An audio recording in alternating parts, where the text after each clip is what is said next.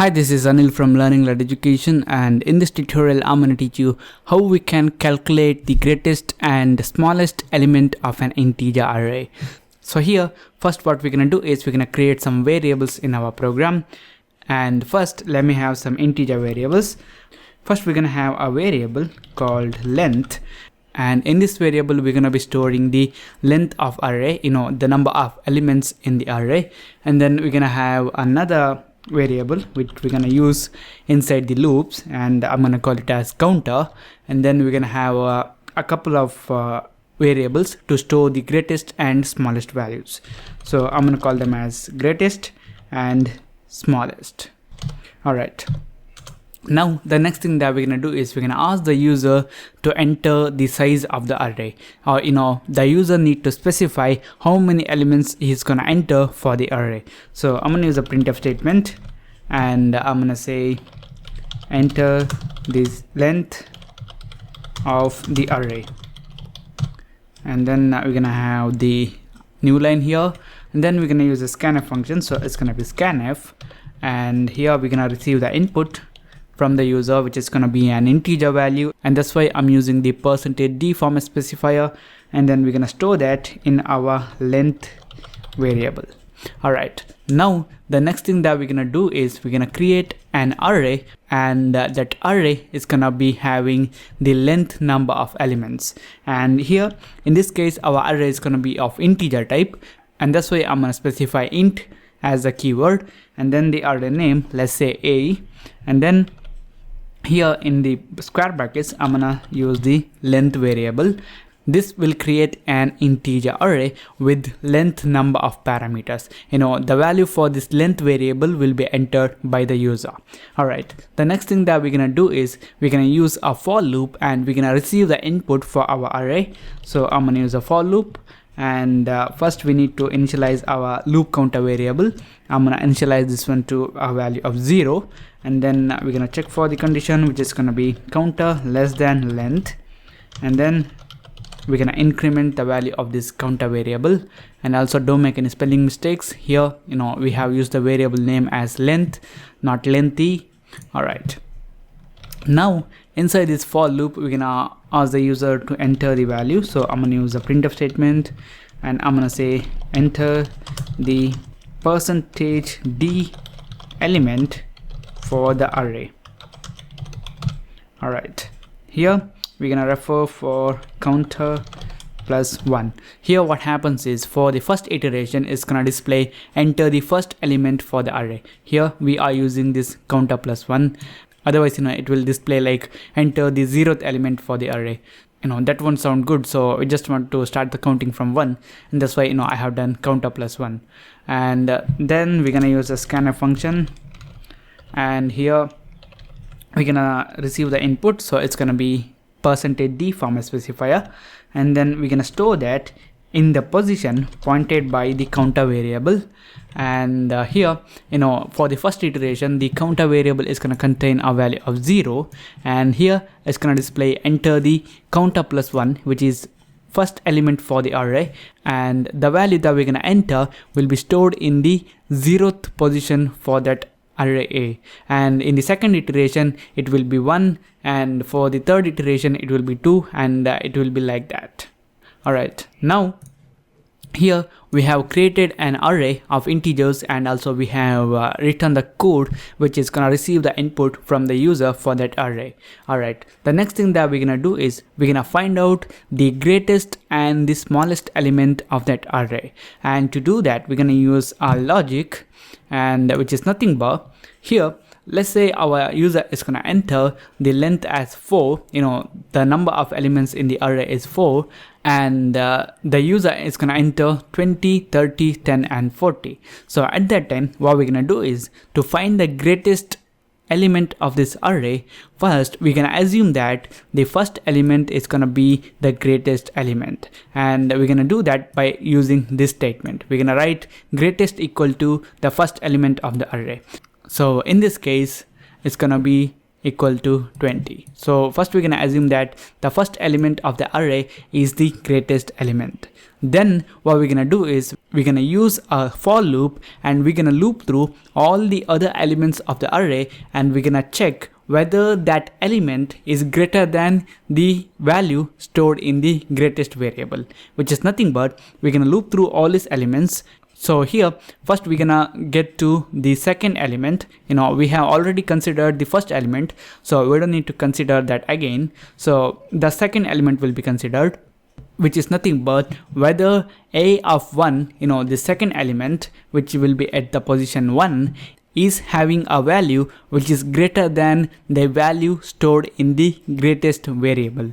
So here our a of 1 is containing a value of 30, and our greatest variable is containing the value of 20. Here we have assumed that the first element is the greatest element, and here what happens is this 30 is greater than the value stored in the greatest variable, which is 20, and that's why what we're gonna do is we're gonna store the greatest value in the greatest variable. So we're gonna write greatest equal to a of 1. So the greatest will become 30, not 20. Alright, then we're gonna loop through another element, which is gonna be the third element of the array, and at that time we're gonna check whether this element is containing a value which is greater than the value which we have stored in the greatest variable. Now this greatest variable is containing a value of 30, and whether this array element is containing a value which is greater than the greatest variable's value. No, 10 is not greater than the 30, and that's why we're not gonna do anything.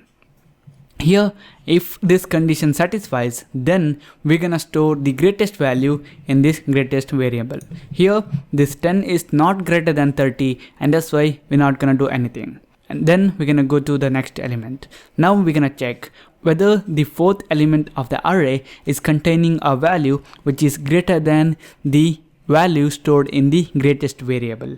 Now this fourth element is containing a value of 40, whether this 40 is greater than the value stored in the greatest variable, which is containing a value of 30, and here this 40 is greater than 30, and that's why what we're gonna do is we're gonna write greatest equal to that array element. So here the greatest will contain the value of 40. So similarly we're gonna loop through all the elements of the array, and we're gonna find out the greatest element of that array, and in the end we're just gonna print out that value. So in this case the greatest element, or the greatest value of that array is gonna be 40. Alright, similarly to find out the smallest element, first we're gonna assume that the first element of the array is the smallest element. So here we're gonna write smallest equal to the first element of the array. So it's gonna be 20, which is the first element. Then we're gonna loop through all other elements, and we're gonna compare that element's value with the value stored in the smallest variable's value. So here first we're gonna begin with the second element. We have already considered this first element, so we don't need to check whether this first element's value is greater than the first element's value. It's not necessary. So we're gonna begin with the next element. So here first we're gonna go for the second element of the array, whether the second element of the array is containing a value which is less than the value stored in the smallest variable. You guys can see here the second element of the array, this one is containing a value of 30, and our smallest variable is containing a value of 20. This condition does not evaluate to true because 30 is not less than 20, so we're not gonna do anything.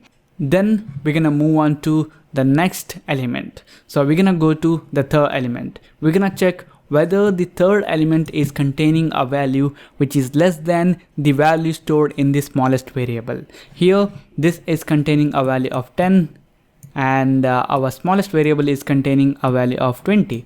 In this case 10 is less than 20. Yes, the condition satisfies, and that's why what we're gonna do is we're gonna store the smallest value in the smallest variable. So the smallest variable now is gonna contain a value of 10.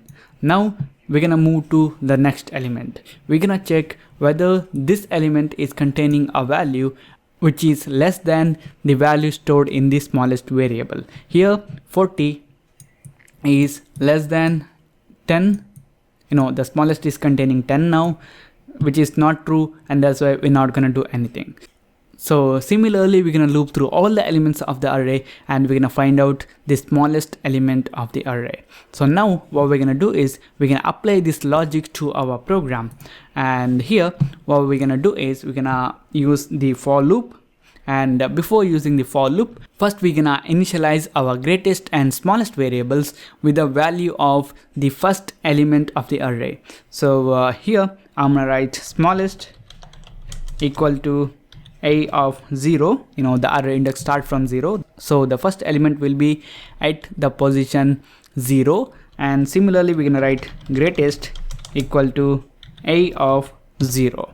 All right, now the next thing that we're gonna do is we're gonna use a for loop. So it's gonna be for, and we're gonna initialize our counter variable with a value of 1, because here we don't want to check for the first element, because we have already used that first element's value. We're gonna begin the looping from the second element of the array. So the second element's position will start from 1, and that's why I'm gonna initialize my counter variable's value with 1. Then we're gonna write counter less than length, and then we're gonna increment the value of the counter variable. Now inside this for loop, what we're gonna do is first we're gonna check for the greatest value of the array. So I'm gonna use the if condition, and I'm gonna write if a of counter, the current element of the array is containing a value which is greater than the value stored in the greatest variable. If it is so, what we're gonna do is we're gonna write greatest equal to a of counter. And similarly we're gonna do for the smallest variable. So we're gonna use another if condition inside the for loop. So it's gonna be if a of counter is containing a value which is less than the smallest variable's value. If it is so, what we're gonna do is we're gonna write smallest equal to a of counter. So by using this for loop, we're gonna be looping through all the elements of the array, and we are finding out the greatest and the smallest value. The last thing that we're gonna do is we're just gonna print out the value which we have found for the greatest and smallest variables. So I'm gonna use a printf statement. So it's gonna be printf, and here we're gonna say greatest is %d and smallest is %d, and here we're gonna refer for the greatest and the smallest variables. All right, now I'm gonna save this program and I'm gonna build and run it. Now first we need to specify the length of the array, the number of elements that will be there in our array. So here let me enter 5, enter the first element 2, the second element 6, third element 8, 9, 44, and now you guys can see greatest is 44 and smallest is 2. And here if you want to run it again, I'm just gonna build and run it, and this time I'm gonna enter the length of the array as 3, and the first element is gonna be 3, second element is gonna be 2, and the third element is gonna be 1. And if I hit the enter button, it says greatest is 3, which is the greatest value which we have entered, and the smallest is 1. So this is how you guys can find out the greatest and smallest element of an array. So this is it guys, thank you for watching, and don't forget to subscribe to my channel. You guys can like my Facebook page at facebook.com/learninglad, follow me on Twitter at learninglad.edu, and check out my website learninglad.com for more tutorials, and I'll see you in the next tutorial.